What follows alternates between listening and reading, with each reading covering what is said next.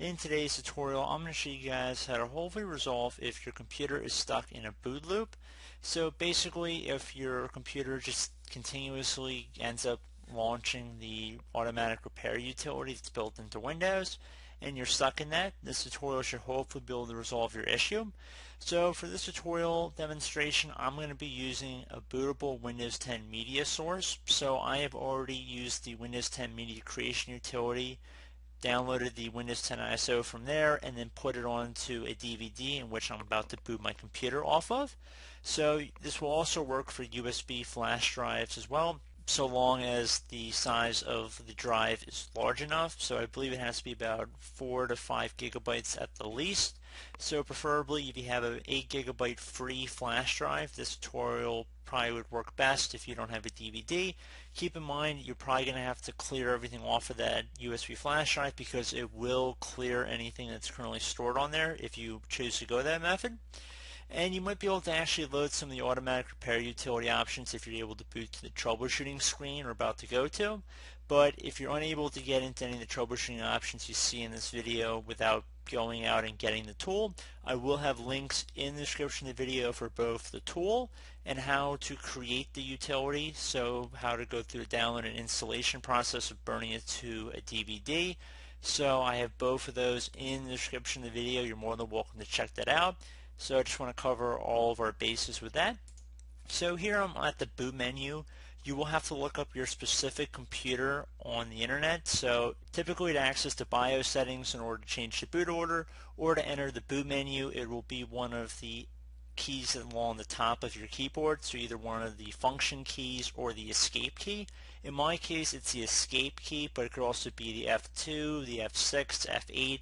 It really depends on your specific computer, so I don't really want to tell you guys it's one thing when it could be a couple different things. So you might have to look into that if you're unsure, but we're going to be booting off of a DVD, like I said, that I have the Windows 10 Media installation off of. So I'm going to use my arrow keys to select over the CD-ROM drive. Again, this screen might look a little different for you guys, but the whole purpose of what I'm doing right here is that I've already burned the Windows 10 installation files, so as if we were going to install Windows 10, except we're going to be using the repair functionality that's built into that tool. So I'm going to select the CD-ROM drive to boot the Windows 10 information off of. So it might take a second to load here. Press any key to boot from CD or DVD. Again, this should work for USB flash drives as well. I'm seeing an increasing number of computers that do not have optical drives in them. So I have mixed feelings about that. But right now, as we can see, we are booting the tool, or we should be booting off of the tool. So just give it a moment to load here.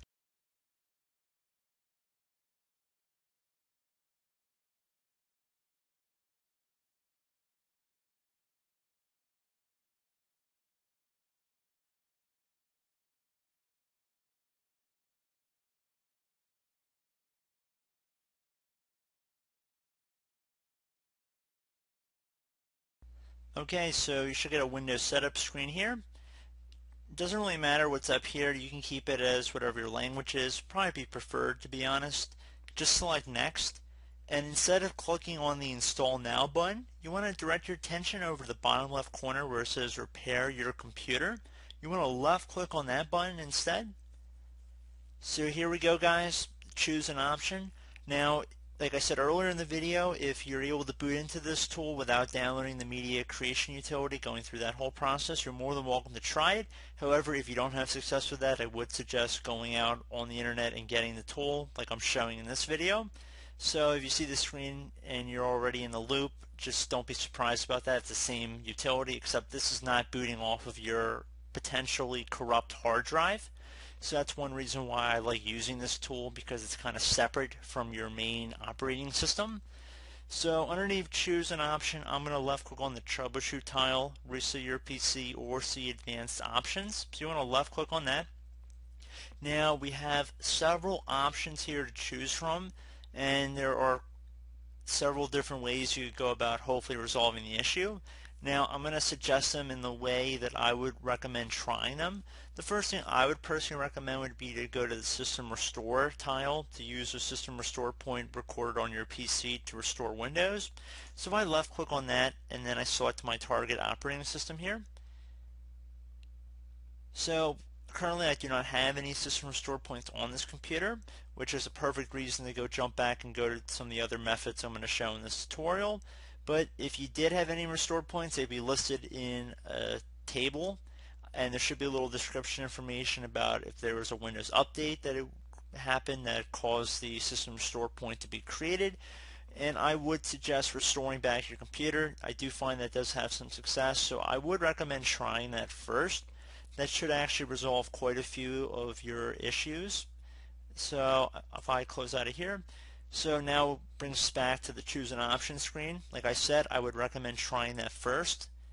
If that did not work for you guys, I would also suggest if you had any image backup to a CD or DVD, so if you had already made something, you could do a system image recovery as well. Very few people probably have this or even know what that is. So I'm really not going to go into that method too much for this video, but if you selected it, again, you choose an operating system, you'd actually have to insert the DVD. I don't really know how many people have this all backed up, so I'm not going to really dig too deep into it, but if you did select the system image, again, you'd have to have already backed it up somewhere, so that's probably going to be tossed out. Again, it's another option. I'm just going down the list here, but the next one would be start prepare, fix prompts to keep Windows from loading. I would hold off on that one for a moment. I would actually suggest going back to a previous version. So if you select this option up here, select the target operating system, it should begin loading the previous build of Windows 10. So if you're running problems with the current version of Windows, going back to the previous version might fix them. This won't affect your personal files, but you'll lose any changes you've made to apps and settings since your most recent update. So I would suggest clicking on go back to the previous version. So I'm going to cancel out of here. So basically at this point we've already discussed the system restore. The next option I would suggest would be to go back to a previous version. The third option, if you do not have a system image recovery, which I'm assuming most of you guys probably don't, would be to jump ahead to the start repair, which will fix problems that keep Windows from loading. While this sounds very good, it probably has not fixed your issue yet because it usually loads this when your computer is stuck in an infinite loop. So if I selected that just for the sake of this tutorial and then we selected Windows 10, it's going to go through the diagnosing our PC. Now I would give this a couple minutes here to run, and I do want to keep it on the screen just so you guys get a feel for how long it actually will take, because it will take a little bit of time, not that long, but I will jump back in with the narration once we get to some screens that require some explanation or something to be addressed.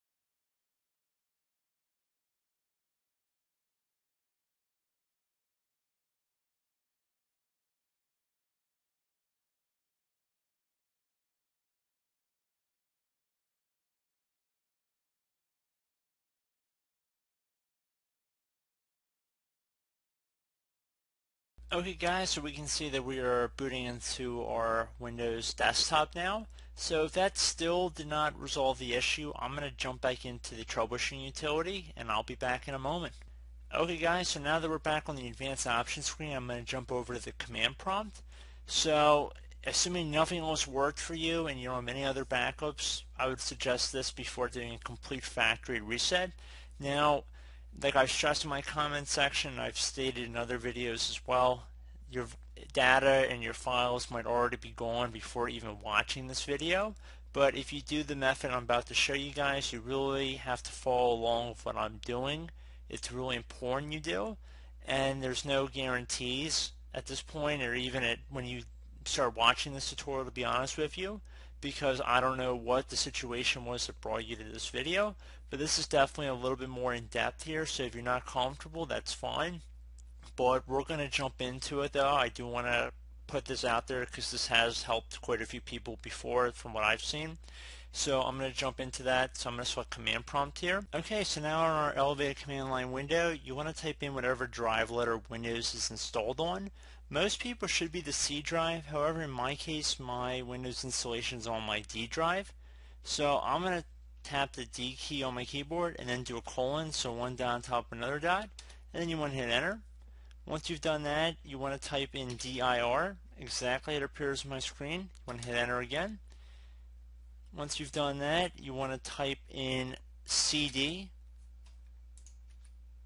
space / Windows / System32 / config, exactly how it appears on my screen.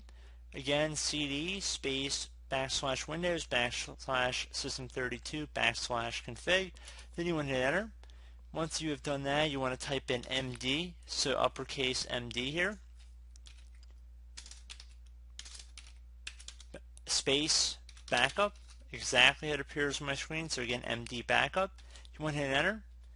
So if for some reason it says the MD backup's already in use or the name's already been taken, just add a 1 or a letter or something onto the end of it.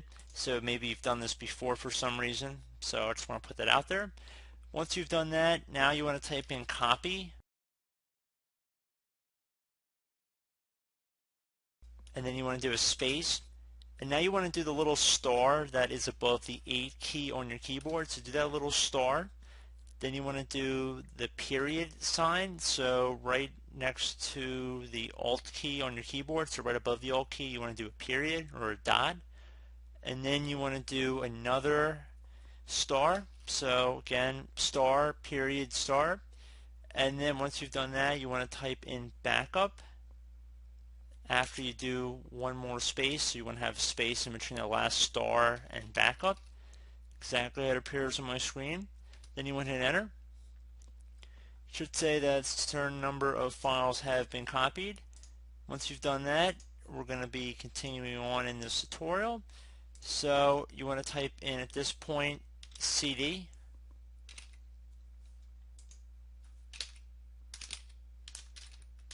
and then space regback, so regback,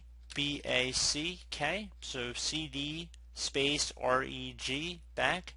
Then you want to hit enter. Once you've done that, you want to type in dir and then hit enter.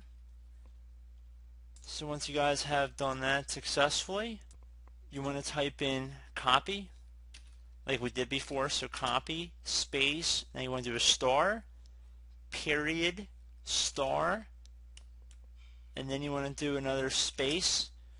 Once you've done that, now you want to add 2 dots at the end. So after the star, you want to do a space and then 2 dots. Then you want to hit enter. It's going to say override. We're going to type the letter A. To confirm, we're going to hit enter. It should say a certain amount of files have been copied. Once you've done that, you can just type in exit into the command prompt here. Restart the computer, and hopefully you should be good to go. So I do hope this brief tutorial was able to help you guys out. And as always, thank you for watching, and I do look forward to catching you all in the next tutorial. Goodbye.